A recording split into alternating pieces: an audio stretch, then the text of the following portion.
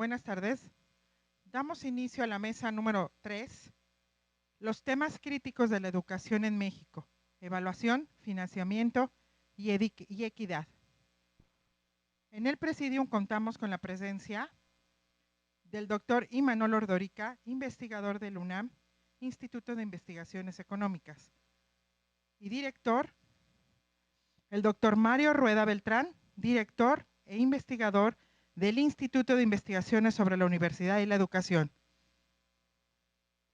El maestro Javier Mendoza, investigador del Instituto de Investigaciones sobre la Universidad y la Educación. El doctor Roberto Rodríguez, investigador del Instituto de Investigaciones Sociales de la UNAM. Y como moderadora, la doctora Guadalupe Olivier, profesora de la Universidad Pedagógica Nacional. En uso de la palabra, la doctora Guadalupe Olivier, para dar inicio a la mesa número 3, los temas críticos de la educación en México, evaluación, financiamiento y equidad. Muchas gracias. Buenas tardes.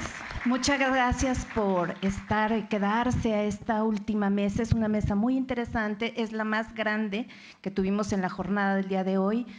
Antes que nada, un agradecimiento al doctor Hugo Casanova, a la UNAM, por haberme invitado a moderar esta interesante mesa con grandes colegas y sobre todo grandes maestros míos. Muchas gracias.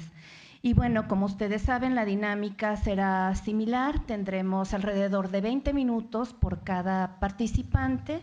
Ya no me detendré en leer las semblanzas de los doctores, son ampliamente conocidos por todos nosotros, porque nos parece más importante dar paso a los planteamientos y a la discusión. Bueno, pues sin más, iniciaríamos con el maestro Javier Mendoza Rojas. Muchas gracias. Muchas gracias por la invitación. En mi presentación me referiré a los problemas y retos del financiamiento público a la educación superior en nuestro país, tema que en las últimas décadas ha formado parte de la agenda de las universidades públicas, particularmente agrupadas en la Asociación Nacional de Universidades e Instituciones de Educación Superior. Mis reflexiones girarán sobre 4 preguntas. ¿Cuánto se destina a educación superior? ¿Existe un modelo de financiamiento para este nivel educativo? ¿Asistimos al fin de 2 décadas de expansión del gasto público? ¿Cuáles son los principales problemas en materia de financiamiento de las universidades? Y concluiré mi participación con algunas propuestas. Primero, ¿cuánto se destina a la educación superior? De acuerdo con las cifras presentadas en el 4º informe de gobierno en septiembre del año pasado, se estima que para ese año el gasto en educación, considerando el gasto público y privado para todo el sistema educativo, haya ascendido a 1.2 billones de pesos, monto que equivale al 6.4% del Producto Interno Bruto. Si se considera solamente el gasto público en educación, que es de poco menos de 1 billón de pesos, equivale al 5% del Producto Interno Bruto. Y cabe señalar que este porcentaje está 3 puntos porcentuales por debajo de lo que establece el artículo 25 de la Ley General de Educación, el cual mandata que el Estado, Federación, Estados y Municipios, al menos debe destinar el 8% del PIB. Es decir, que para educación pública tenemos un rezago bastante fuerte en materia de financiamiento. El gasto por niveles que se reporta en las estadísticas oficiales solamente se refiere al de origen federal. Los datos de gasto estatal, o sea, de las entidades federativas, los integra la SEP y son incompletos a través de un cuestionario. Además, no existe información sobre el gasto privado en educación superior. Es por ello que estimar el gasto nacional, público y privado, en educación superior resulta una tarea compleja. Para el más reciente año con que se cuenta con información sobre el gasto público realmente ejercido, que es el año en educación superior, que es el año 2015, próximamente se dará a conocer la cuenta de la Hacienda Pública Federal para 2016, y con la estimación del gasto privado en función de la matrícula que atiende este nivel, es posible aproximarse a lo que México destina a este nivel educativo. Oficialmente, en el gasto federal de educación superior, sin embargo, se incluye el correspondiente al gasto en ciencia y tecnología, además del asignado directamente a las funciones de educación superior y posgrado, que serían las funciones que presupuestalmente están consideradas en el nivel de educación superior. Al sumar el gasto de ciencia y tecnología, se sobreestima oficialmente el monto asignado a este nivel educativo, puesto que en este gasto de ciencia y tecnología estarían considerados, entre otros, todos los programas del CONACYT, que no tienen como destinatario a las instituciones de educación superior, y ahí también se incluyen los programas de estímulos fiscales que van para las empresas. Por lo tanto, se están sumando recursos que no son ejercidos por las universidades. Las estadísticas oficiales de los informes de gobierno, para 2015 se reportó un gasto de educación superior de 177,000 millones de pesos. De ese tamaño es el gasto educativo, educación superior más ciencia y tecnología. Y estaría cercano al 1% del Producto Interno Bruto, dato que se ha reportado, entre otros organismos, a la OCDE y que ha sido publicado en Education at a Glance, o sea, que son las estadísticas comparativas de educación en todos los países de esta organización. Si solamente se consideran los recursos que específicamente se destinan para educación superior, se destinan recursos federales equivalentes al 0,67% del PIB. Es decir, que realmente lo que se ejerce en educación superior es menor a lo que está reportando el gobierno federal. Sin embargo, con las cifras del presupuesto de educación superior aprobados para este año, que por tercer año consecutivo tiene recortes, se estima que el gasto federal bajará al 0,59% y si se considera el de ciencia y tecnología, bajará al 0,8%. Es decir, tenemos una inversión baja, realmente insuficiente para el desarrollo de las actividades de las instituciones públicas de educación superior. La inversión pública relativa al Producto Interno Bruto en educación superior se encuentra por debajo del promedio de los países de la OCDE. La magnitud del gasto público está relacionada con el peso del gasto privado en educación superior. Países industrializados como Estados Unidos, Japón, Corea, Nueva Zelanda, Canadá, Reino Unido y Australia, o bien algunos de nuestra región latinoamericana como Chile, Colombia y Costa Rica, tienen una fuerte participación privada, mientras que en otros países la educación superior continúa siendo predominantemente pública. En nuestro país, la tercera parte de la matrícula se encuentra inscrita en una institución privada, si bien el número de instituciones de este régimen duplica a las públicas, dada la proliferación, como lo señaló Adriana Costa, de instituciones con fines de lucro. Considerando la estimación de la inversión privada en educación superior, se estaría superando el 1% del PIB, muy cerca del promedio de los países de la OCDE. Pero más importante que estos valores relativos es el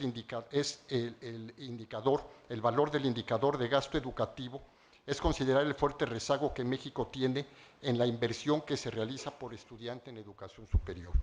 Mientras nuestro país destina $7,600 por estudiante, los países de la OCDE duplican esta cantidad. El gasto es de $15,000 por estudiante. O sea, primer problema, hay un gran rezago en el financiamiento a la educación superior. Existe un modelo de financiamiento a este nivel educativo. En nuestro país, el debate sobre el financiamiento del nivel de estudios superiores ha tenido como referente los cambios del entorno internacional, el marco constitucional y legal, los planes de desarrollo gubernamentales y los posicionamientos de los diversos actores. Ante el drástico estancamiento del financiamiento público que se vivió de 1983 a 1989, el segmento privado amplió su participación en la atención a la demanda, pero sería hasta la siguiente década cuando se daría la máxima expansión de las instituciones privadas, llegando a atender, como dije, la tercera parte de la población estudiantil.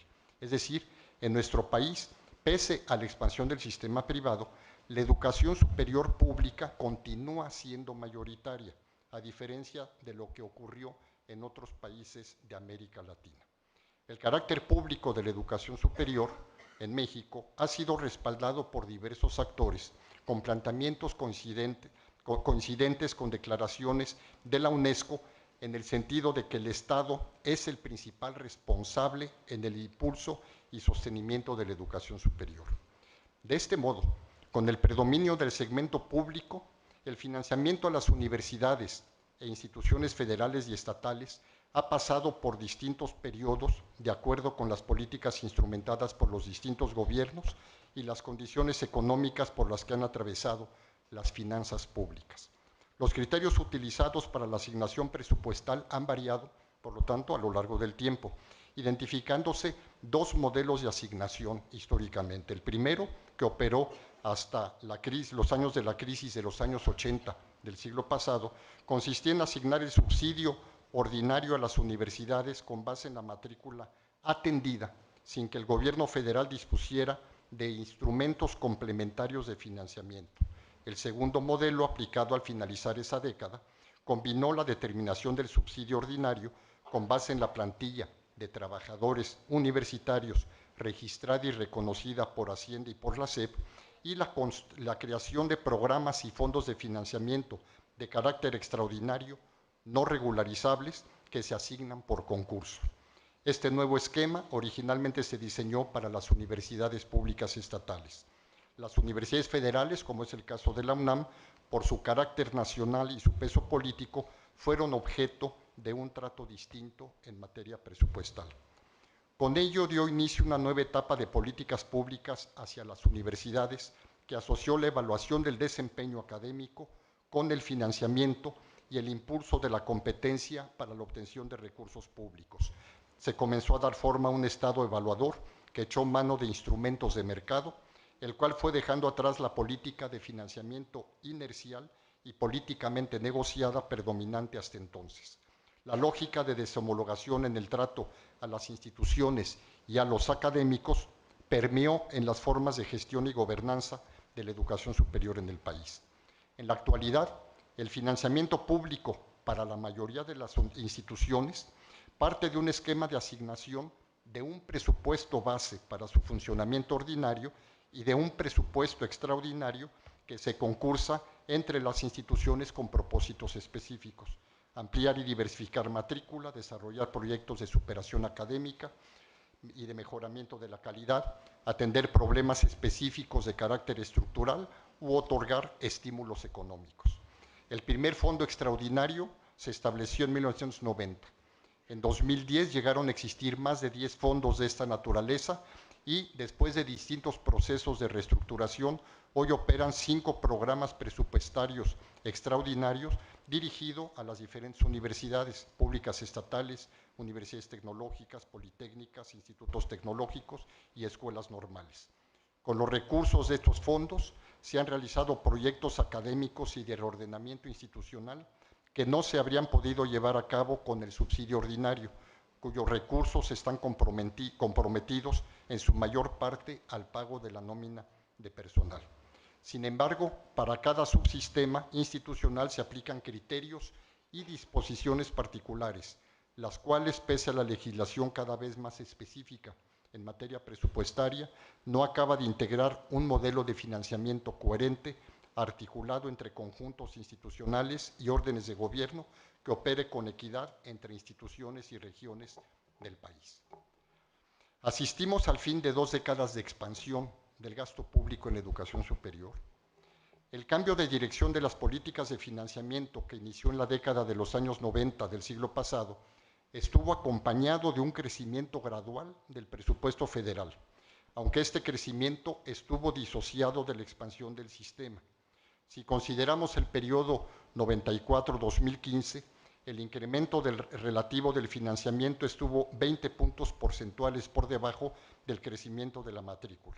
Es decir, el sistema creció más que los recursos económicos asignados por el gobierno federal, pero de cualquier manera los recursos crecieron en términos reales. Si además se considera el financiamiento estatal, de igual modo se tuvo un rezago en el subsidio público.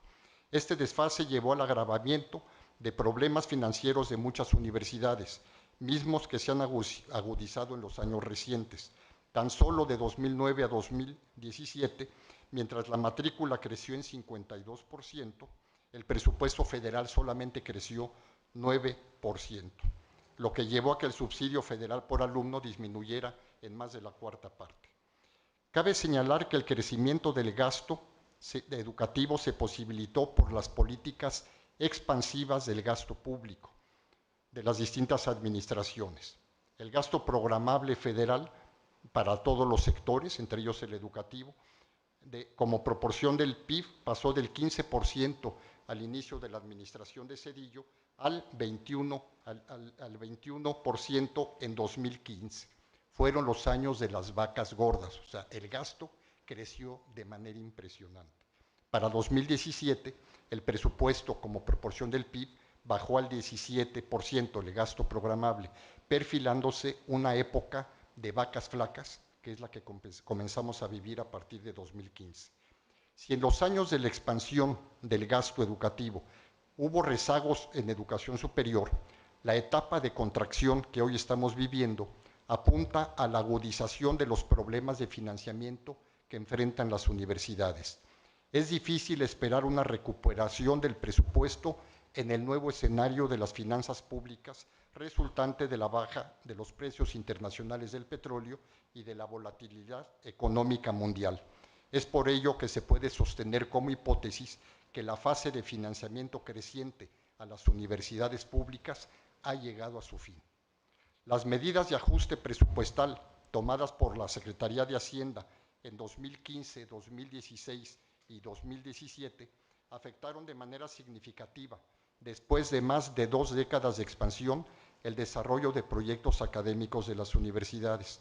En 2015, el gasto federal en educación superior se mantuvo estancado y se estima que para 2016 y 2017 se tenga una variación negativa de más del 7%.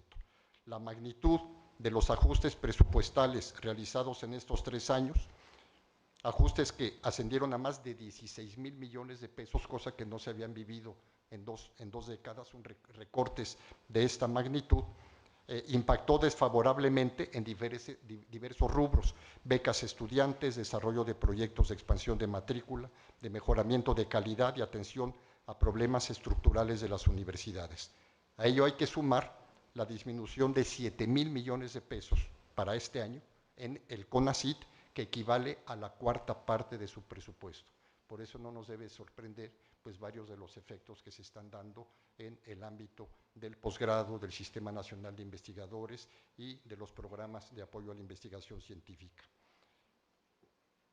¿Cuáles son los principales problemas de financiamiento que enfrentan las universidades? Son variables para los subsistemas, pero primero hay una situación muy clara.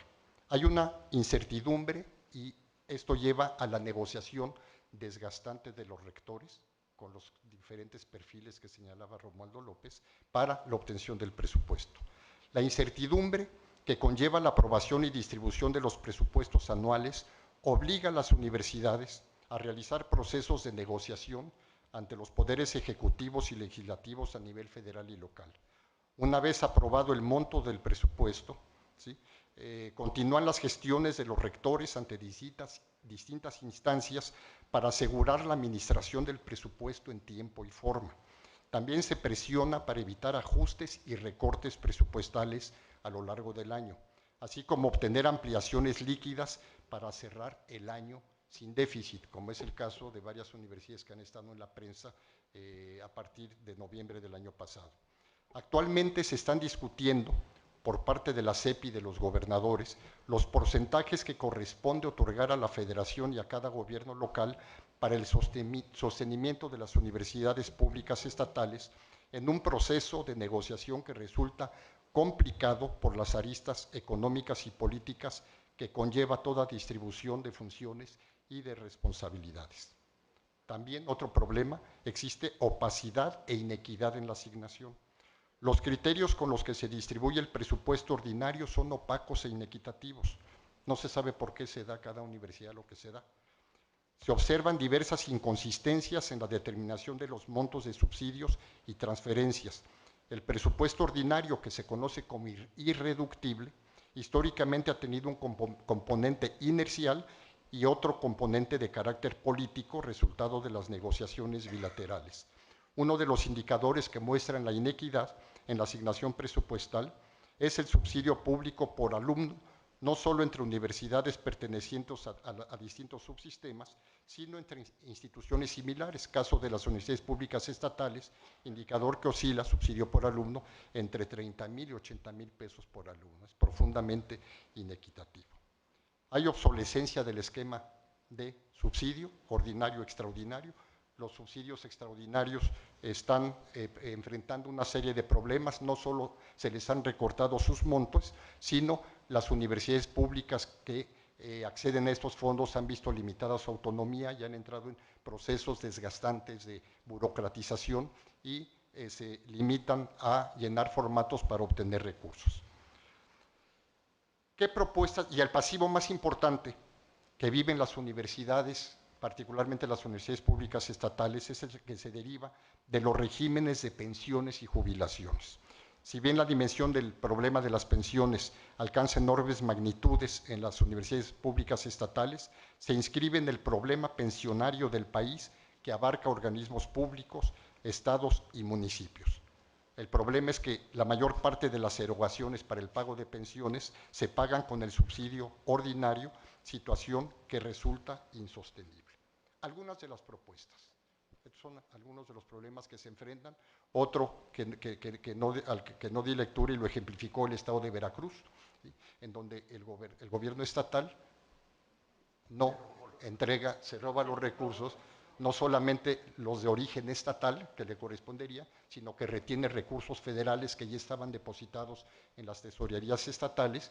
Y bueno, pues ahí tenemos un caso, pero no es el único estado. Hay otros estados que han tenido problemas serios para el otorgamiento de recursos por parte del gobernador. Algunas propuestas se han formulado desde 2010 de parte de los rectores de las universidades públicas estatales. En el escrito yo retomo algunas de ellas, pero creo que la principal de ellas es que se tienen que acordar, poco en el sentido de lo que señalaba Adriana Costa en su presentación, ¿sí? Nuevas premisas y criterios para el financiamiento en el marco de una nueva política de educación superior, ¿sí? Pero con visión de largo plazo, que otorgue suficiencia y dé certeza presupuestal.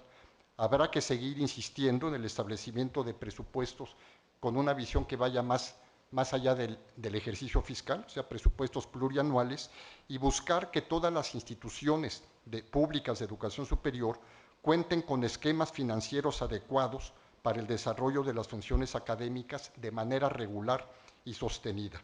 La programación y presupuestación deberá estar sustentada en los planes de desarrollo de las instituciones de educación superior. Y esto requiere realizar una reforma, ya sea en la ley para la coordinación de la educación superior o en una nueva ley de educación superior de carácter general que establezca con claridad cuáles son las responsabilidades, las obligaciones y las consecuencias legales que tiene el que el gobierno federal, el gobierno estatal no cumpla con sus responsabilidades en materia de financiamiento. Muchas gracias.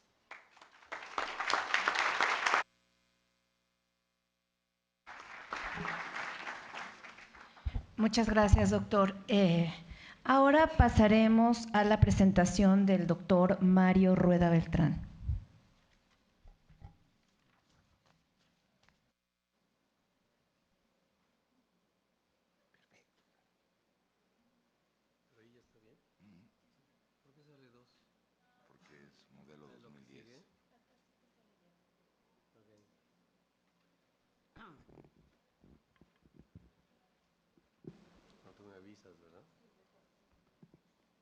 Sí, bueno, buenas tardes a todos.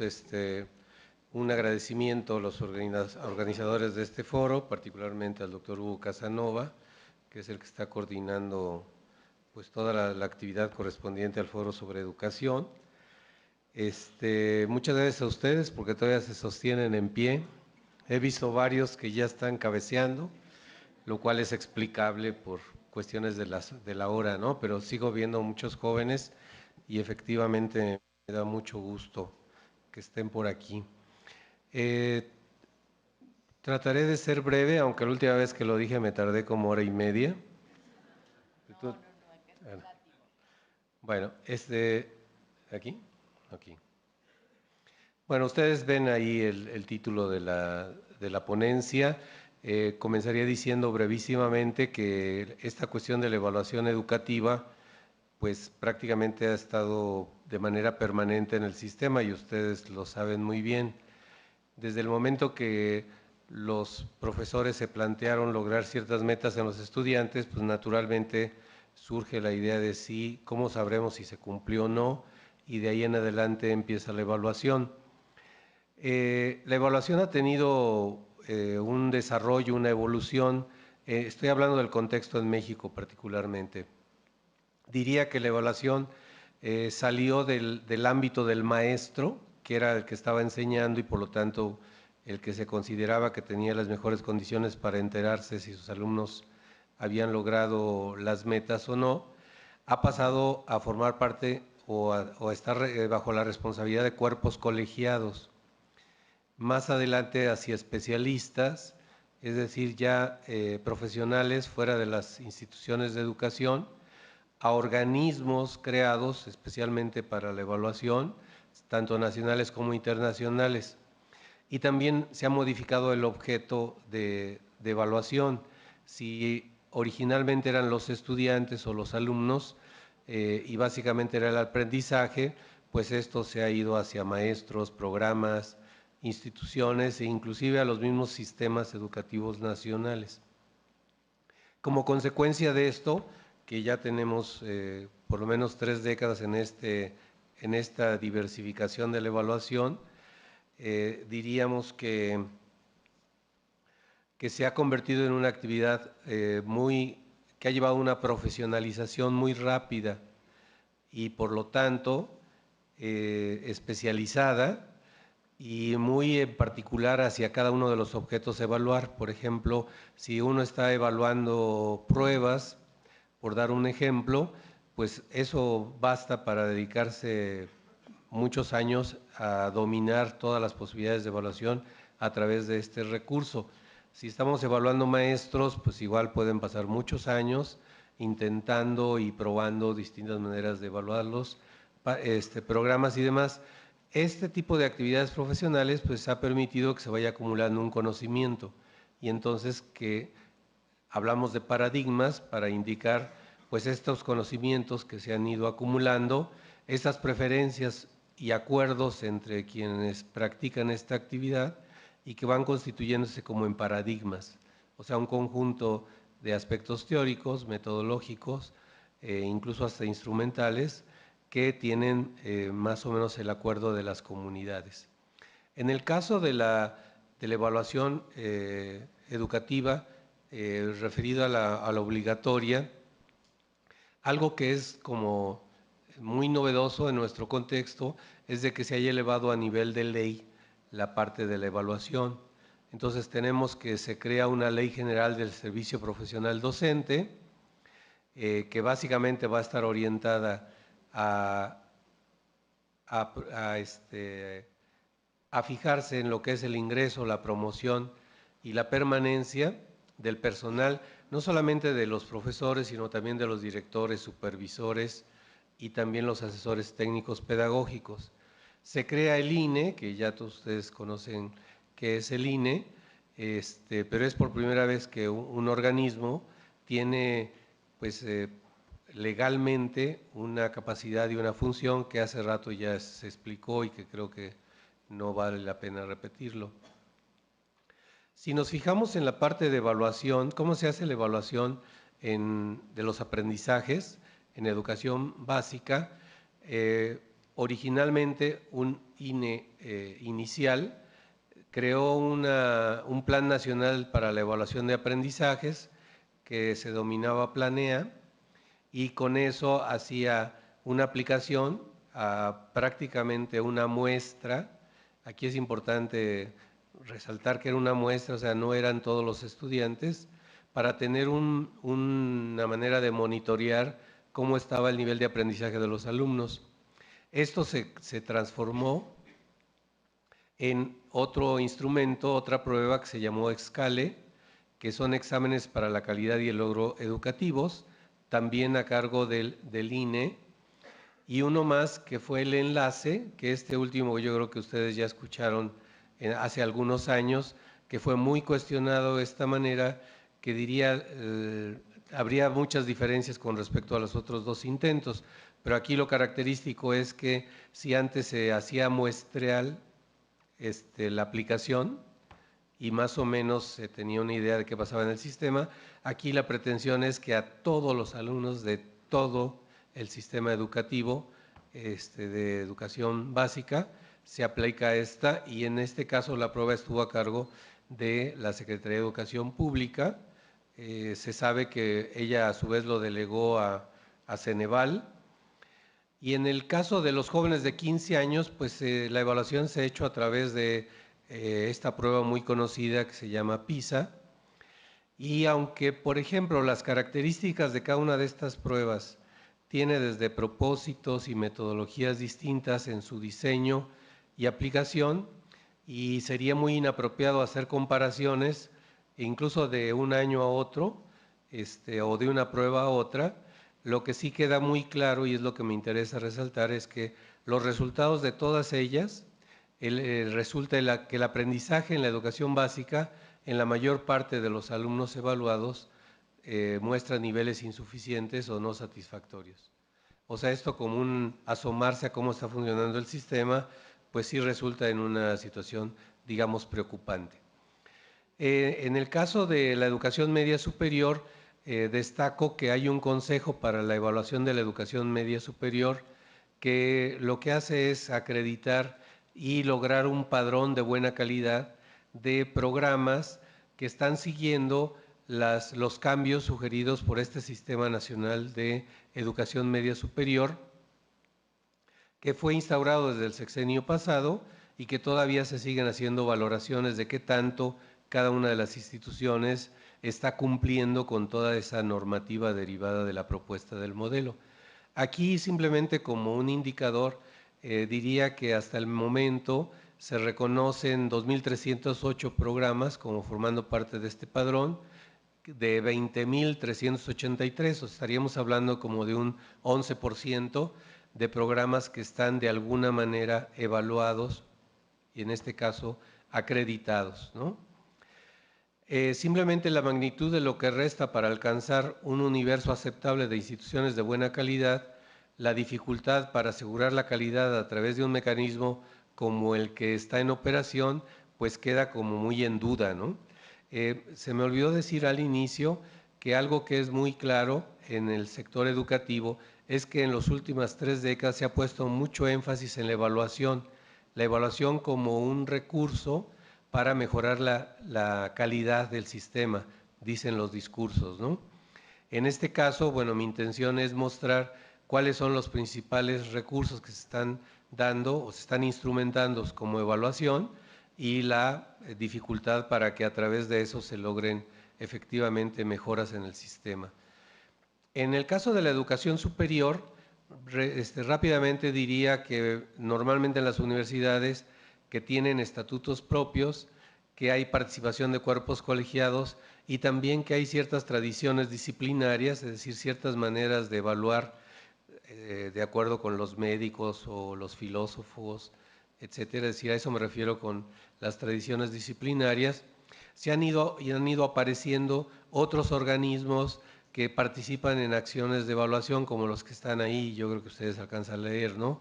OCDE, CONAEVA, NUYES, CIES y COPAES, y en particular algo que se ha acentuado mucho es de que se está considerando como evaluación programas de desempeño o becas de desempeño que son recursos adicionales dependiendo de la productividad.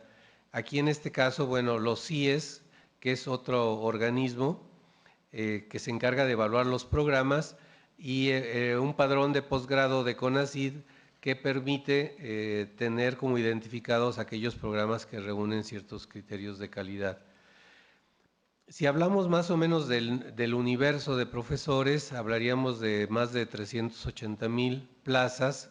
Es difícil identificar si corresponde a personas, pero estamos hablando de un universo de más de 200,000 profesores. Más o menos el 30% tienen la característica de tener tiempo completo. En este caso es el único sector que puedes acceder, por ejemplo, a las becas de desempeño o a otros programas para completar su salario. Y de alguna manera, si esto se está considerando como evaluación, diríamos que una tercera parte solamente de los académicos está siendo evaluada. Si pensamos en la investigación, un referente que todos de alguna manera hemos aceptado, y no sé si ustedes notaron, pero en las presentaciones de los otros colegas casi siempre se decía si eran o no miembros del SNI, o sea, del Sistema Nacional de Investigadores. De alguna manera, aunque ese programa fue diseñado para proteger la planta de investigadores de las universidades públicas en un momento de crisis económica, después se quedó permanente y se convirtió en un organismo externo a las instituciones que de alguna manera acredita la actividad investigativa de todas las áreas.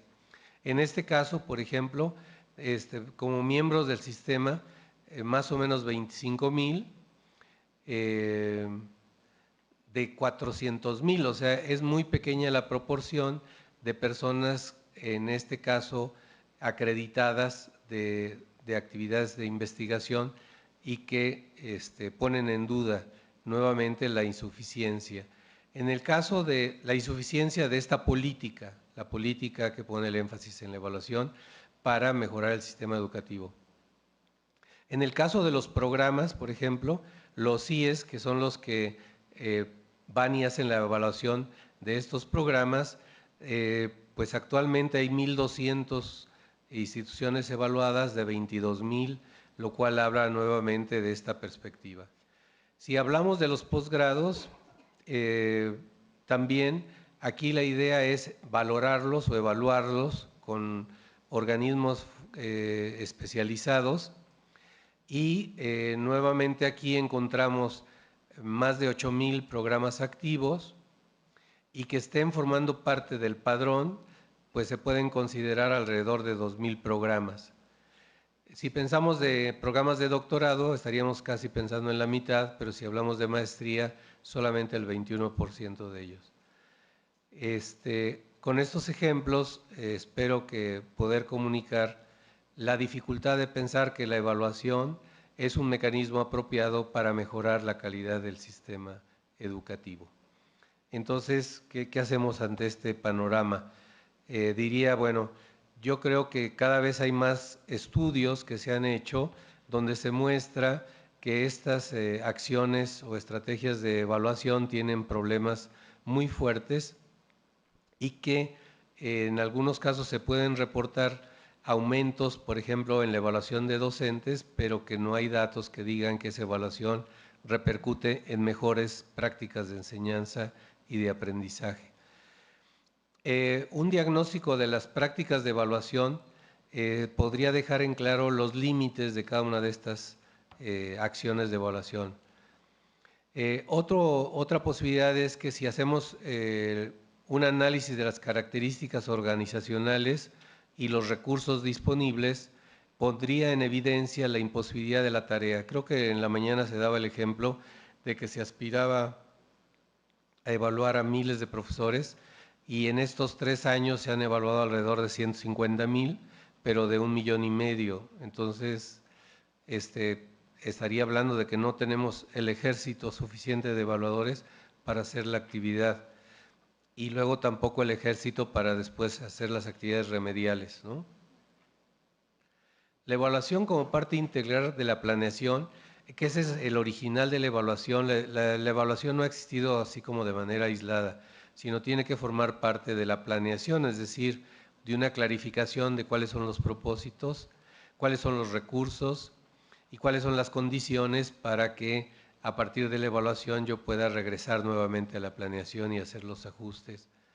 Creo que es muy importante alentar una mirada crítica de las prácticas de evaluación vigentes. O sea, es muy raro escuchar a alguien que por lo menos cuestione un poco la naturaleza del instrumento o de la acción que se está empleando para evaluar. Por ejemplo, en la mañana se hablaba de las pruebas de desempeño que se han aplicado a los docentes. Efectivamente hay muy poca información respecto a quién las elaboró, cómo se hicieron, con qué criterios, cómo se está haciendo el análisis, cómo se hacen los cortes para decir que un puntaje corresponde a un profesor con buen desempeño, otro con regular y otro que está fuera de la normatividad. Esas cosas tendrían que ser conocidas y creo que habría que estar preguntando sobre ellas. Creo que también hay un ambiente muy fuerte a nivel social como de identificar la evaluación con la asignación de calificación. Entonces, en la prensa uno puede ver la mitad de los profesores reprobados, ¿no? En el 2012 se hizo un diagnóstico de los profesores y lo que se tenía eran datos de qué características tenían los profesores. Se evitaba usar porcentajes para referirse a esta situación. Sin embargo, los periodistas se pusieron a hacer equivalencias para poder decir al día siguiente más del 50% de los profesores reprobados, cuando la prueba no tenía esa intención, ¿no? La otra es que tenemos miles y miles y miles de resultados que ya tenemos y que no son lo suficientemente explotados, que podamos usar para tomar medidas. Y creo que eso, por ejemplo, algunas pruebas que se han hecho, pues reiteran lo que sabíamos hace más de una década. Los peores resultados de aprendizaje están claramente asociados con aquellos estudiantes que tienen las peores condiciones de aprendizaje. Eso ya lo sabemos. ¿Para qué hacemos otra vez otra prueba a esos mismos estudiantes si sobre todo no tomamos medidas al respecto?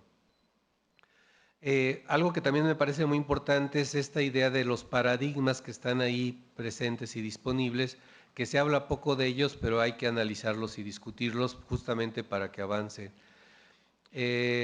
Y en varios trabajos he insistido en reconocer los límites de la evaluación. No hay evaluación perfecta, lo que hay son múltiples evaluaciones y cada una tiene sus límites. Entonces es muy importante saber cuáles son los límites de cada una de las estrategias que yo escojo. Si voy a evaluar a un grupo de estudiantes y aplico un examen, voy a tener una idea de cómo estuvo el aprendizaje en mi grupo. Pero si hago entrevistas a cada uno de ellos, voy a tener otra. Si armo grupos y doy preguntas para ser contestadas a libro abierto, tendría otra. Si hago las tres, obviamente el panorama sería distinto. Entonces, muchas veces, a partir de un instrumento o de una sola medición, se sacan conclusiones realmente sobredimensionadas, ¿no? Y una última idea que quiero insistir es que no tiene sentido seguir evaluando si las condiciones que hemos identificado como claves, o sea, como mínimas de operación, no están presentes, ¿no? Si no hay maestro regular, si no hay programa, si no hay salón, si no hay condiciones mínimas, no tiene ningún sentido evaluar. Otro asunto es que está muy claro que estas estrategias de evaluación han estado asociadas con situaciones de corte político, en algunos momentos muy vinculadas a votaciones o a problemas al interior del sindicato de maestros, o bien a esta idea de que a través de las evaluaciones se obtienen mejoras o premios o castigos. Y creo que mientras esté ahí la evaluación ubicada, vamos a tener y seguir teniendo problemas de simulación y de trampas y de estas cosas. Y por último, si queremos hacer esto hay que hacerlo bien, entonces se requieren programas especiales de formación. Gracias.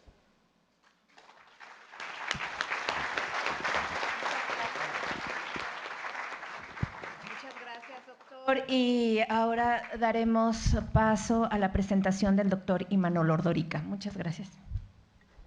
Hola, buenas tardes. En primer lugar, agradecer a los organizadores del foro y especialmente al doctor Hugo Casanova por la invitación. Agradecerles a ustedes su presencia aquí en el auditorio y parece que también a través del internet. Si yo tuviera que ponerle un título a la ponencia, a lo que voy a decir hoy, le llamaría Política, Educación y Política. no es un error, no es que me equivoqué al poner 2 veces política, ni ponerlo antes y después de educación. Corriendo el riesgo de quedarme muy corto, si entendemos todo proceso educativo como un proceso de socialización de normas, formas de comportamiento, percepciones del mundo, ideas, de adquisición o de difusión o diseminación de conocimientos y capacidades para la inserción en la vida social, para la inserción en la vida económica, para la construcción de instituciones, para la construcción de la vida política, no puede quedar ninguna duda que lo educativo es profundamente político siempre, porque todo el tiempo estamos tomando decisiones sobre el tipo de socialización que queremos hacer, el tipo de inserción que queremos que tengan los egresados de los sistemas educativos en la vida política, en la vida económica, en la construcción de proyectos nacionales. Entonces, prácticamente todas las decisiones que tienen que ver con lo educativo son decisiones de orden político. ¿Qué quiere decir que es de orden político?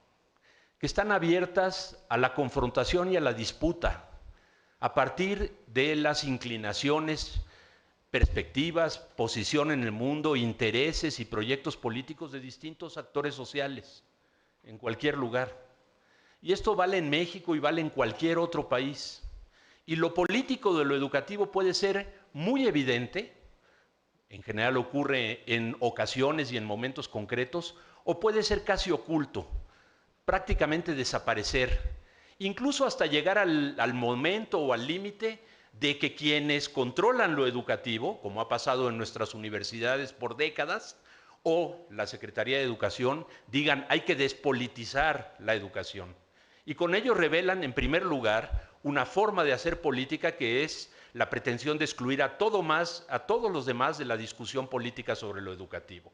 O sea que el primer dato alarma contra todo aquel que diga despoliticemos el debate educativo, despoliticemos a la educación y despoliticemos a la universidad. Una forma de despolitización, esta es una polémica que tenemos varios colegas, es cómo tecnificamos los temas de la política, por ejemplo, universitaria, y los volvemos unos temas analíticos así, medio sin filo, con términos como conceptos como gobernanza, gobernabilidad, en donde se deja hablar de legitimidad, de democracia, todo eso queda fuera para construir una especie de categorías técnicas de cómo hacemos las cosas para gobernar de manera eficiente, adecuada, estable. Despolitizar lo político se hace también despolitizando los conceptos analíticos que nosotros utilizamos para estudiar lo educativo. La historia de México es una historia de grandes debates políticos alrededor de la educación. Voy a tomar solo 3 momentos, es probable que uno pudiera encontrar más, para mostrar también que lo político no siempre es igual. Hay distintas inclinaciones, orientaciones, motivaciones políticas que pueden tener que ver con lo educativo. Durante todo el siglo XIX, liberales y conservadores se enfrentaron poniendo en el centro de la disputa política por la construcción de la nación el tema de la educación. Por eso, ese debate tan rico que hubo, incluso durante el Porfiriato, tenía un contenido pedagógico, tenía objetivos de lo educativo, tenía una concepción filosófica de lo que era la educación, del problema de la universalización de la educación, de la masificación de la enseñanza. Entraba con esto al mundo moderno de la necesidad de educar a todo mundo, superar la vieja idea de que solo había algunos sectores sociales que podían ser educables, y se incorporaba con ello, simplificando, con 2 grandes pies en lo educativo. El pie de la Iglesia Católica como gran organizador de la educación y el pie del Estado naciente de las leyes de reforma como el gran educador. Y se la pasaron abriendo y cerrando instituciones y debatiendo contenidos pedagógicos, insisto, incluso en momentos como la dictadura de Porfirio Díaz, en donde se realizaron los congresos pedagógicos y durante el cual se fueron estableciendo instituciones que incorporaban debates pedagógicos que trajeron a Dewey a México alrededor de la formación de las escuelas normales, paradójicamente, buena parte de este debate tuvo lugar en Veracruz, en donde hoy el único debate es cuánto se llevaron de todo, de dinero, de personas, de vidas y de instituciones educativas, ¿no? Eso es lo que podríamos llamar una presencia de lo educativo en lo político, en donde lo educativo tiene un papel fundamental y se discutía en términos filosóficos, históricos, pedagógicos, en términos de objetivos nacionales y de proyectos de desarrollo. Otro gran debate educativo, relativamente breve, se da alrededor de la Constitución que acaba de cumplir o que cumple 100 años, ¿no? El artículo 3º constitucional fue el artículo más debatido de toda la Constitución. Fue el único evento de todo el debate de la Constitución al que asistió Venustiano Carranza, presidente de la República, y que, jefe supremo en ese momento, ¿sí? Y que debatió el carácter laico de la educación, de toda la educación, contra la propuesta de que solo en la educación que impartiera el Estado tendría que ser laica y la otra no.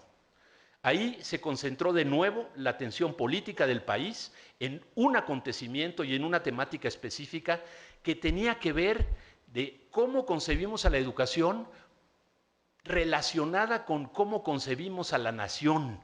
Concebimos a la construcción de la nación y del Estado Nacional como un proyecto laico, básicamente secular, al margen de las instituciones religiosas y que por eso adquiría un peso tan fundamental en la discusión política del país, el tema de la orientación laica del sistema educativo mexicano.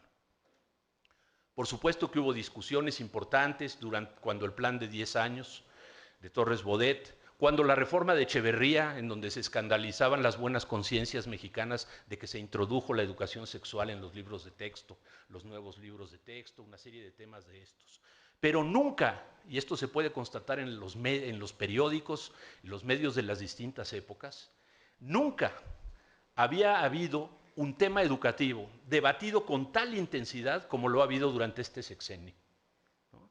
La educación ha sido uno de los temas fundamentales, mucho más grande que el tema del petróleo, por ejemplo, cuando hubiéramos esperado que hubiera sido exactamente al revés, que tocar la propiedad de los recursos naturales de México hubiera generado un debate nacional de una envergadura impresionante. Y resulta que no fue ese el gran debate nacional, que el gran debate nacional ha sido sobre temas que tienen que ver con educación. Y uso esta forma de sobre temas que tienen que ver con toda la intención, porque creo que de lo histórico podemos sacar una conclusión. Uno, que el debate educativo es un debate político, permanentemente político, y esto es muy importante de establecer. Y número dos, que tenemos que distinguir entre la disputa por la educación y lo que es la disputa en la educación. Y para ubicarnos en este momento, el momento que vive México hoy, yo quisiera decir que llevamos 5 años de disputa política en la educación. Y digo en la educación porque, a contrapelo de todo lo que dice el discurso oficial, quiero sostener que no ha estado en polémica y en debate un proyecto de educación para México. Que lo que hemos tenido es una cosa absurda, en donde nos referimos hoy a que hubo una reforma educativa que no tocaba lo educativo y luego un nuevo modelo educativo, ¿no? Más allá de lo que ya se ha dicho mucho, que el orden tendría que haber sido inverso, que tal y cual, lo que esta aberración nos ilustra sobre el hecho de que eligieron el campo de la educación para dirimir esencialmente un problema político. Y el problema político que tenía el gobierno naciente de Enrique Peña Nieto era que una vez construido en las negociaciones de recámara lo que iba a ser el Pacto por México, que les iba a permitir hacer la reforma energética, entre otras cosas, había algunos actores que se les habían quedado fuera del acuerdo nacional. Y uno de los actores fundamentales que se había quedado fuera de este acuerdo era el magisterio disidente. Llevaba mucho rato movilizado, de manera intensa, y era una piedra en el zapato, el único sector social no partidario con capacidad de movilización de masas contra el gobierno federal. Ya lo había sufrido en los gobiernos panistas anteriores. Coincidió aquí el interés del gobierno priista entrante y el de los metasecretarios de educación que ha tenido el país. Quiero referirme a ellos con todo respeto, al señor X González, que renunció ya se bajó de Mexicanos Primero ayer, es noticia hoy en varios medios de comunicación, ¿no? Y el señor que es locutor de televisión, que produjo la película de Panzazo, que le definieron al gobierno mexicano la agenda educativa y le construyeron esta idea que en algún momento, en otro evento en esta universidad, denominamos el engaño, el mito y el fraude de la reforma educativa. El engaño porque nos han querido hacer creer que los problemas de la educación en México se deben a que los maestros son malos, poco comprometidos, corruptos, que son esos energúmenos que nos presentaban en la televisión con unas imágenes racistas y clasistas espantosas, ¿no? Entonces nos engañan diciendo, ahí está el problema. El mito, y ya lo dijo Mario con mucha claridad, es que, miren, los evaluamos y se resuelve el problema, ¿sí? Y entonces hagamos evaluación, pongamos a los maestros, a los que ya hemos controlado con leyes laborales que están por debajo de lo que era incluso el apartado C de Soberón en los años 70, una condición absoluta de excepción fuera de las leyes laborales, en donde los maestros no tienen derecho a nada en aras del interés superior de la infancia, ¿sí? Y fraude, porque ya se señaló, hay 1.200.000 maestros que la ley los obligaría, la ley que ellos hicieron, a evaluar a 400.000 solamente para la permanencia, más los de primer ingreso, más los de promoción. Eso nos estaría dando alrededor de 500.000 maestros que tendrían que ser evaluados cada año. No han podido hacer más que 150.000 en este periodo y siguen posponiéndolo para después del 2018 porque quién sabe cómo vienen las elecciones, que son los objetivos políticos que están en el escenario en este momento. Fue tal la debacle de la reforma educativa que todos sabemos que se trasladó la negociación con la CENTE a los estados porque no se podía sostener la polarización política nacional que construyó el Estado mexicano, en donde la oposición magisterial se salió de Chiapas, Guerrero, Oaxaca y Michoacán y invadió Monterrey, invadió Sonora, invadió Aguascalientes y Veracruz, se salió de los marcos del sindicato y amenazaba con generar una condición muy grave que tenía hechos como los de Nochistlán y los asesinatos. Y no olvidemos, en un marco donde todavía hay 43 chicos que podrían estar aquí y que no hemos encontrado. En ese contexto, y en la crítica severa de que habían implantado un sistema de control laboral que carecía de todo proyecto educativo, se inventaron esta idea del nuevo modelo educativo. Y el nuevo modelo no es un modelo educativo, es una serie de argumentos de distinto nivel, unos de orden pedagógico, otros de carácter de política laboral, otros de políticas institucionales, puestos ahí juntos como si eso fuera un todo coherente, que no tiene ninguna posibilidad de desarrollarse. Y que además no es nuevo, porque lo único que hace es desempolvar o tratar de poner los reflectores sobre cuestiones que están ocurriendo desde hace mucho tiempo. Partiendo de un diagnóstico histórico de la educación en México que es verdaderamente aberrante, los historiadores del ISUE deberían de haber puesto el grito en el cielo de la incapacidad de las autoridades educativas para hacer un mínimo resumen histórico del acontecer de la educación en nuestro país. Yo quiero decir que el modelo educativo está condenado al fracaso. Lo puedo poner aquí sobre la mesa. Primero, porque no es un modelo educativo. Segundo, porque no tiene consenso entre quienes lo van a implementar, que son maestras y maestros. Tercero, porque nadie tiene compromiso político con él. Alguien trataba de sugerir aquí, en ese discurso velado tan mexicano, es que hay un político que a lo mejor tiene mucha fuerza y que quizás si llega, a lo mejor pues que lo hace de lado. No. Sí, si llega Andrés Manuel, es más, quién sabe si lo quite. El que llegue o la que llegue, ¿quién se va a comprometer con este proyecto de polarización política y social del país en este momento para arrancar un próximo sexenio? Comprando la bronca que dejaron los servidores en el sistema educativo Chuaifet y Nuño, ¿no? Para hacer la suya propia. ¿El nuevo presidente del PRI va a comprar ese proyecto? Nadie, se los puedo asegurar, va a asumir el compromiso de lo que llaman blindemos la reforma educativa. Entonces, quiero cerrar esta parte diciendo, reitero, la predicción que no es solo mía, que compartimos muchísimos, pero que vale la pena poner así categóricamente, de que este nuevo modelo nació muerto.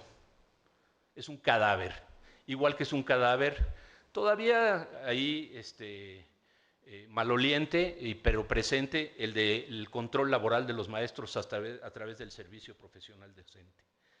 ¿A dónde tenemos que ir? Número uno, lo que llaman hacer la reforma de la reforma laboral, ¿sí? ¿Cómo se le quita el filo punitivo para nomás dejar lo discursivo en el servicio profesional docente y evitarse la bronca con los maestros? ¿Sí? Eso va a pasar. También va a pasar. Es más, la persona que entró ya a la cabeza del INE ayer o antier, ya ha venido hablando de eso todo el tiempo, ya tiene su proyecto de cómo le van a hacer ahí para que nadie, sea imposible que alguien sea evaluado y salga de la profesión docente. ¿Sí? Pero lo central que tendríamos que empujar nosotros es la construcción de un verdadero proyecto nuevo de educación en el país. Un proyecto que arranca de una comprensión de qué país queremos y qué necesita este país como producto del sistema educativo nacional. Y que de ahí desprende propósitos, fines, objetivos estratégicos y metas concretas. Desprende una filosofía de lo educativo. Desprende un modelo educativo, ese sí, ¿no?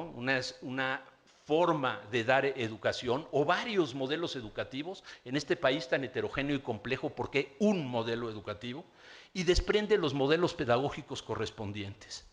Y aquí valdría la pena recordar cómo en 2012, en diciembre de 2012, el día que instalaban en el Instituto de Antropología la propuesta de reforma educativa, el gobierno de Peña Nieto, se presentó aquí en el auditorio de la vieja Facultad de Ciencias de la UNAM un proyecto de la universidad que decía 10 propuestas para 10 años en el sistema de educación del país. No se tomaron la molestia ni de revisarlo. Lo cual nos lleva a lo último punto que quiero plantear. ¿Y nosotros qué pitos tocamos en toda esta orquesta? Universitarios, estudiosos de la educación, estudiantes de pedagogía o de otras especialidades relacionadas con la educación. Uno, romper el espejismo, fundamental. Fue patético ver a muchos de nuestros compañeros del Consejo Mexicano de Investigación Educativa relamiéndose los bigotes de que ahora sí el gobierno nos iba a hacer caso para desarrollar un sistema educativo basado en las reflexiones de los especialistas. Todos querían ser miembros de la Junta de Gobierno del INE, ¿no? Unos con justificación, otros sin ella, pero sobre todo se pensaba que a través del INE los investigadores educativos estábamos representados en el diseño de las políticas educativas del país. Y quedó claro que era absolutamente falso. Esto era un espejismo pues, que provocó varios debates, por ejemplo, cuando fue Chuaifet y quiso regalarle una casa ahí al Comie y el Comie se enojó con los que gritamos diciendo que nos parecía mal que invitaran a Chuaifet. Pero sobre todo, me parece que como especialistas en educación y como universitarios tenemos que evitar la complicidad. Tenemos que llamar, como se ha hecho aquí, a las cosas por su nombre. Como especialistas en evaluación, poner los límites y los alcances de los proyectos de evaluación existentes. Tenemos que decir que el modelo educativo no es modelo ni es nuevo. Tenemos que decir que la reforma educativa no fue reforma educativa, sino que fue laboral. Como lo dijo nuestro rector de la universidad recién entrado, dijo, esa reforma no es educativa, ¿no? Tema que compartimos muchos universitarios, ¿no?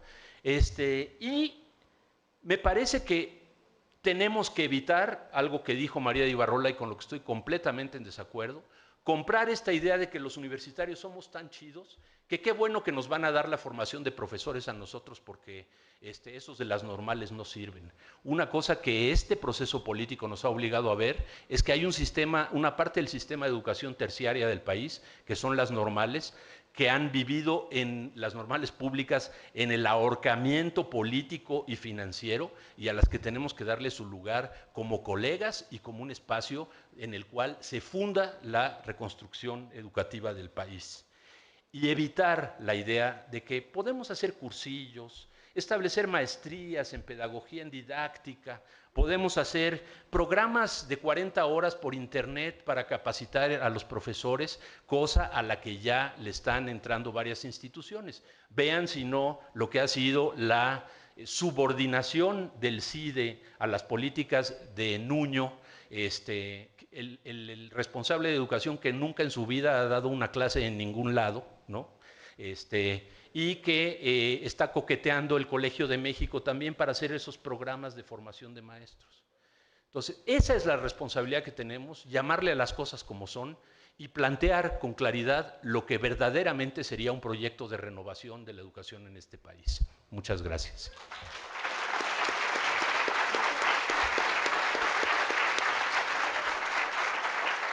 Gracias. Ay, perdón. Muchas gracias, Imanol.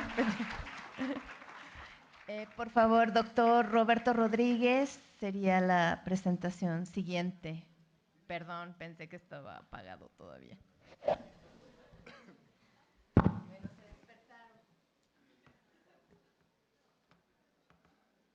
A ver, ahora cómo le hago para mantener este clima. No, después de la tormenta viene la calma, espero.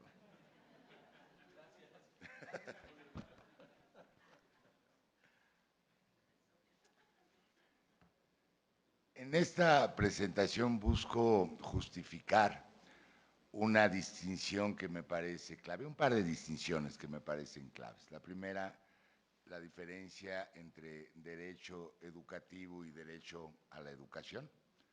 Derecho educativo es la codificación de ciertas garantías, bueno, lo que viene en el tercero constitucional, en la Ley General de Educación, en la normativa correspondiente, en los estados, en las interpretaciones de la Corte en firme respecto a los temas educativos, el derecho educativo codificado.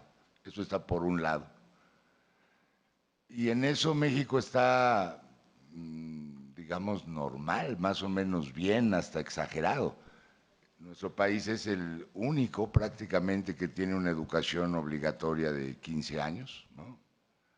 A lo mejor es mucho, la mayoría de los países, incluso los avanzados, prescriben como obligatorio 12 años, a lo mucho. Hay países, supongan ustedes Finlandia, en que el preescolar es de 1 año, países como Corea, en que la media superior no es obligatoria, ni mucho menos, aunque se cumple y se cubre, pero nosotros pusimos todo el preescolar, más la primaria, más la secundaria, más todo obligatorio, ¿no? En ese sentido no tenemos un déficit, digamos, de derecho codificado a la educación, pero sí de derecho educativo, ¿verdad? Pero sí de los derechos a la educación.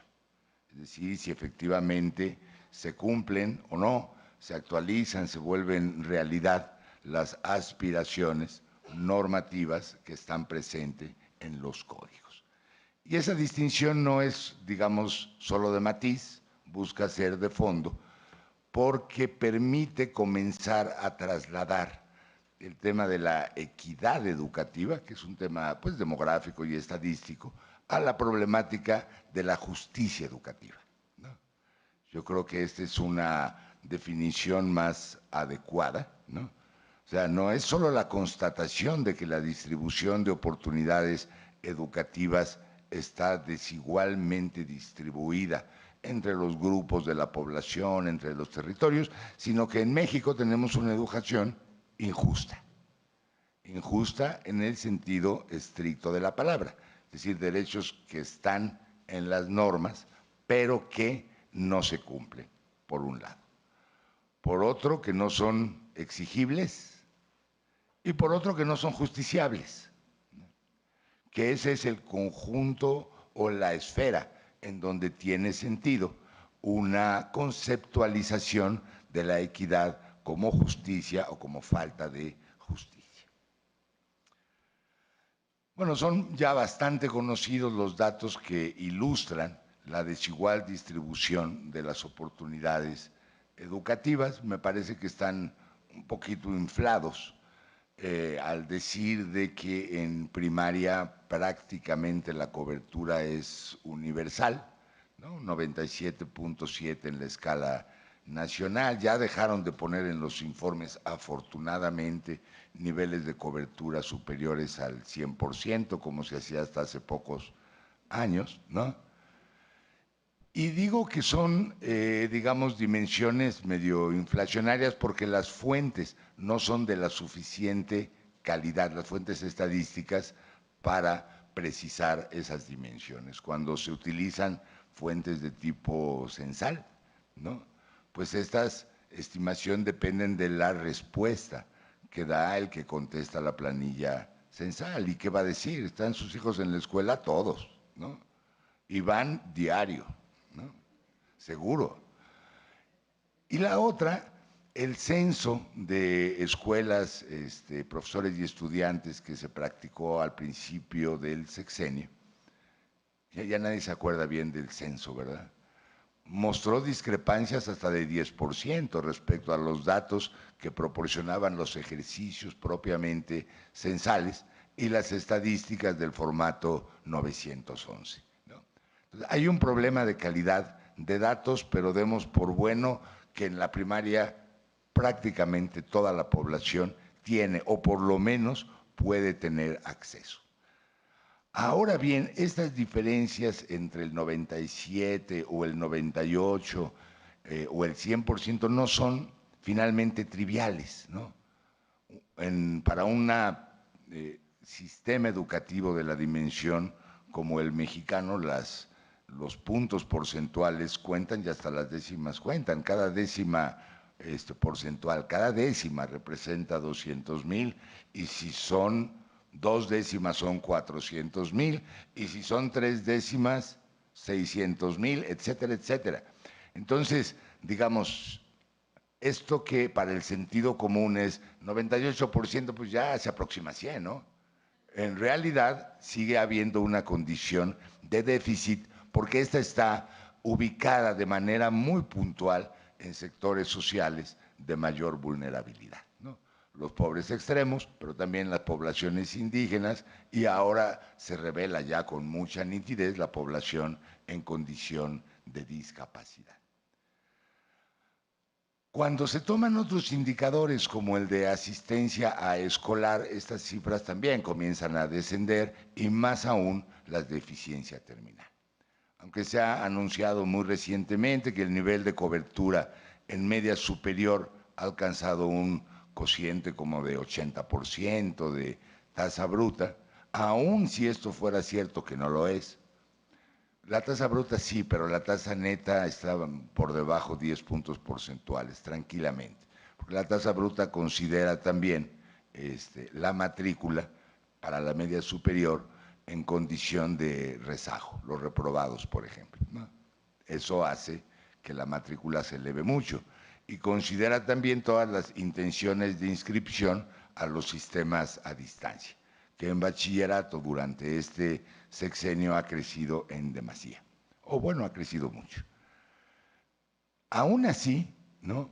Uno puede calcular, digamos, tomando distintos indicadores, que la cobertura en educación media superior, combinada con la tasa de eficiencia terminal, equivalen a que no más de un 60% al día de hoy de los que ingresan al sistema educativo consiguen terminar el ciclo que es obligatorio, ¿no? Y los que no, pues se van a sumar a las impresionantes cifras de rezago educativo que tiene México, que ustedes conocen bien.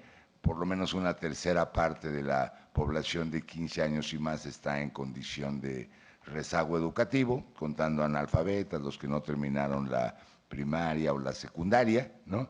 y cuando se calcule bien los que no han terminado la media superior y lo que se acumule, ¿no? Se podrá ver que, dado que en México es obligatorio hasta la media superior, la población en rezago ocupa más o menos las 2/3 partes de la población.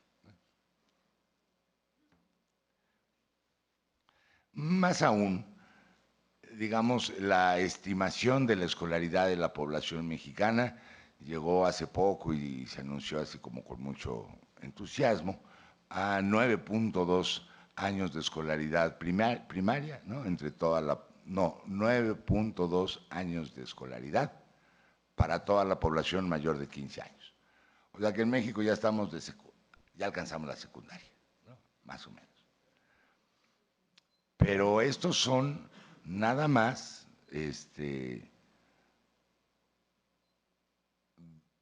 3 años de escolaridad por encima de lo que era hace 3 décadas, ¿no? O sea que nos toma, como dice aquí, que la escolaridad promedio en México puede subir 1 año cada 10 años. ¿Sí me explico, no? Y eso significa, en términos prácticos, que nos faltan 30, ¿no? Para que toda la población que está entrando a la escuela pueda concluir hasta la media superior, ¿no? Y que la escolaridad promedio se eleve, ¿no? Ya no a 9, sino a 12 años, ¿no? Que es más o menos la escolaridad promedio en los países de desarrollo avanzado o intermedio. Es decir, no solo tenemos una población en condición de rezago, sino tenemos una brecha que una de dos, o se redobla el paso de manera muy firme en los próximos años, o estaremos en una condición de estancamiento en este rubro.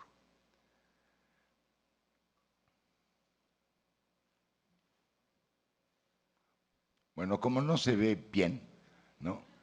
Esa gráfica muestra un ejercicio de correlación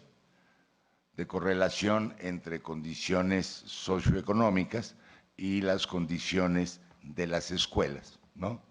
Que únicamente en 2 entidades, en el Distrito Federal y en Nuevo León, presentan, digamos, condiciones relativamente satisfactorias en el acceso a bienes básicos y en escuelas equipadas. La gran mayoría está, digamos, en una condición más bien mediocre, ¿no? En que una de dos, o tienen satisfactores sociales ligeramente superiores a la media o satisfactores educativos ligeramente superiores a la media, ¿no? Pero en Chiapas y Oaxaca, que es el círculo que aparece más abajo, ninguna de las 2 condiciones se cumple, ya no digamos de manera satisfactoria, sino con un mínimo indispensable. Estima el INE a través de este ejercicio de correlación que, medido en años, en Chiapas y en Oaxaca están como a 30 de distancia del Distrito Federal, con lo que respecta a la suficiencia de infraestructuras educativas y con lo que respecta al grado de escolaridad de la población. Esto quiere decir que, digamos, la desigualdad educativa, esta primera dimensión, que es muy gruesa entre las entidades federativas del país, está ampliando la brecha que ha venido presentando. Aunque los indicadores de escolaridad, de acceso a los distintos niveles y de conclusión de los distintos niveles haya venido mejorando muy gradualmente, la brecha se está ampliando entre las entidades que muestran mejores niveles de desempeño y las menos favorecidas.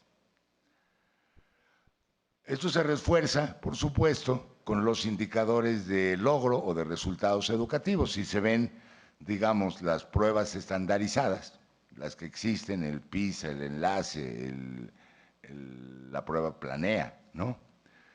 Que esas pruebas, dicho sea de paso, en realidad para países como México no acaban midiendo lo que los estudiantes aprenden, ¿no? Pero sí son un indicador de déficit educativo muy contundente, ¿no? Si miden más lo que no saben, ¿no?, que lo que sí.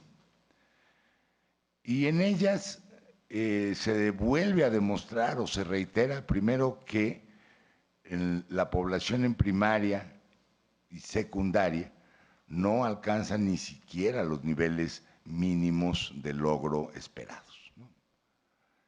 Por ejemplo, y esto encierra varias paradojas, ¿no? Por ejemplo, la prueba PISA, la 2015, nos dice de los jóvenes de 15 años, porque para ellos se aplica esa prueba, más de la mitad de todos los que presentan la evaluación apenas alcanzan los niveles 0 y 1, ¿no?, en una escala de 6. Y el grado 6, 5 y 6, sumando 5 y 6, nada más, ni siquiera el 1% del total, ¿no? Lo cual está complicado, ¿no? Si son muy contundentes, digamos, esas pruebas estandarizadas de alcance internacional para mostrar el déficit de resultados que se observa. Y la paradoja viene, aquí lo he dicho en otras partes, pero me gusta porque es muy evidente, ¿no? A los 15 años, según la prueba PISA, los jóvenes saben en matemáticas más o menos hasta suma de quebrados, ¿no? Suma y resta de quebrados, más calcular áreas en polígonos regulares, más la ecuación de primer grado con una incógnita. Hasta ahí llegaron, ¿no? La mitad, ¿no? Eso a los 15. Y a los 18 los mandan a un instituto tecnológico a estudiar una ingeniería. A los mismos, ¿no? ¿Cómo hace el bachillerato para cubrir ese déficit, ¿no?, en 2 o en 3 años? Realmente está complicado, ¿no? Si no lo digo con ningún afán despreciativo, a los 15 no saben más que aritmética. Y 2 años después, a la Universidad Tecnológica, a la Politécnica, al Instituto Tecnológico, porque es lo que a ellos les toca, porque es lo único que ponen en los lugares en donde ellos viven, ¿no? ¿Y qué va a pasar después? Que pues 2 años después se tienen que salir, ¿no? Ni tienen vocación, ¿no?, para estudiar, qué sé yo, robótica o ingeniería de sistemas, ¿no? La verdad, ni los conocimientos mínimos indispensables para enfrentar una formación de corte tecnológico superior. Y por ello, los institutos y las universidades tecnológicas y politécnicas, ¿no?, muestran los indicadores inferiores en términos de eficiencia y resultados, digamos, dicho sea de paso.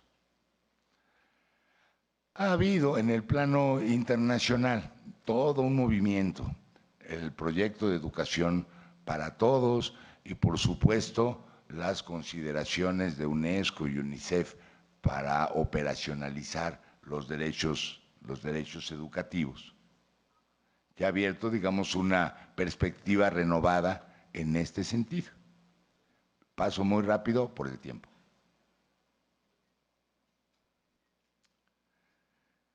Y creo que voy a concluir con esto, los 2 temas críticos, ¿no?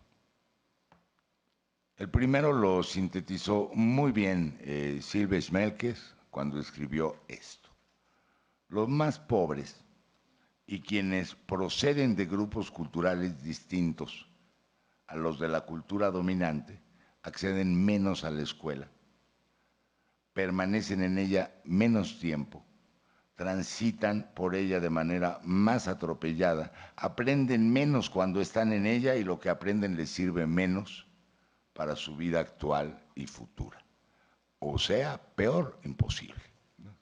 Y segunda, la desigualdad educativa afecta a los pobres, a los habitantes de zonas rurales, a los de las zonas urbanas marginadas, a los de las regiones menos desarrolladas y de manera especialmente cruda a los pueblos indígenas. Y eso se ilustra con muchos números, ¿no? Pero, ¿qué quiere decir eso? Que la educación está, en México, la educación de los y para los más pobres está cayendo justamente en la trampa de la pobreza, ¿no? Es decir, en que no sirve para salir de esa trampa. Una trampa de la pobreza es un fenómeno estructural. No existen los instrumentos y las condiciones para salir de ella y esencialmente se perpetúa. Cuando finalmente los jóvenes más desfavorecidos logran concluir la secundaria, que todavía no ocurre, la secundaria ya no sirve para nada relevante en el mercado de trabajo formal. Y ese fenómeno comienza a repercutir en los niveles subsiguientes, ¿no? Hay menos puestos de trabajo formales que generan, digamos, fenómenos de inflación que excluyen también a quienes no poseen las credenciales educativas más altas y más rigurosas. La única forma de salir, digamos, de esa trampa, de ese círculo vicioso entre educación de mala calidad y pobreza, es poder desarrollar un modelo intencional que destaque de manera prioritaria la atención a las zonas y grupos más vulnerables. Es decir, llevar calidad educativa allí donde no la hay. Ya tenemos muchas maneras de medirla y maneras incluso sofisticadas, ya no ese es el problema. El asunto es cómo se lleva calidad educativa a las zonas más vulnerables. Es un problema que se puede enfrentar y que se debería hacer si queremos comenzar a remediar el gravísimo problema de la injusticia educativa que hoy tenemos en el país. Eso.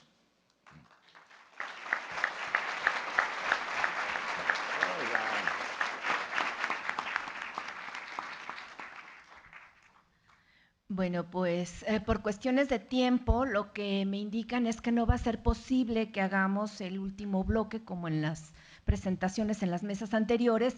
Sin embargo, sí se van a considerar las preguntas que ustedes hicieron, se las vamos a pasar a los doctores y esto va a quedar en la relatoría final que llegará a ustedes próximamente. Les agradecemos mucho su presencia en este interesante debate y bueno, nos veremos en las próximas ediciones de estos temas. Muchas gracias.